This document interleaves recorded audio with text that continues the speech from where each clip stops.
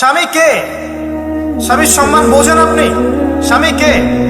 যার ব্যাপারে নবী সাল্লাল্লাহু আলাইহি ওয়াসাল্লাম বলেছেন, আমি যদি আল্লাহ ছাড়া অন্য কাউকে সিজদা করতে বলতাম, তাহলে মেয়েদেরকে বলতাম তারা যেন স্বামীদেরকে সিজদা করে। আপনাকে আমি কিভাবে বুঝাবো স্বামী কে? স্বামীর মর্যাদা কোথায়?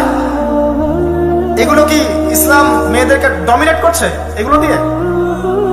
কেন? এই স্বামী আপনার জন্য সারাটা জীবন ক্ষয় করে ফেলে। একটা চোর পর্যন্ত, একটা চোর, একটা করাপ্টেড মানুষ, দুর্নীতিগ্রস্ত মানুষ, সে চুরি করে দুর্নীতি করে এনে বাচ্চাকে খাওয়ায়। একটা ধর্ষক পর্যন্ত ওর মেয়েকে আদর করে। পুরুষ মানুষ কি জিনিস কেমন করে বুঝবে? সারাটা জীবন ক্ষয় করে ফেলায়। যদি আপনি তার আনুগত্য করেন, তার সামনে সুন্দর মতো থাকেন, তার কথার সাথে তর্ক না করেন, ভালোবাসা দিয়ে থাকেন, আপনার জন্য সে জীবন দিতে প্রস্তুত থাকবে। এরকম পুরুষ মানুষ। আপনাদেরকে কেউ চোখ তুলে তাকে চোখ তুলে ফেলাবে।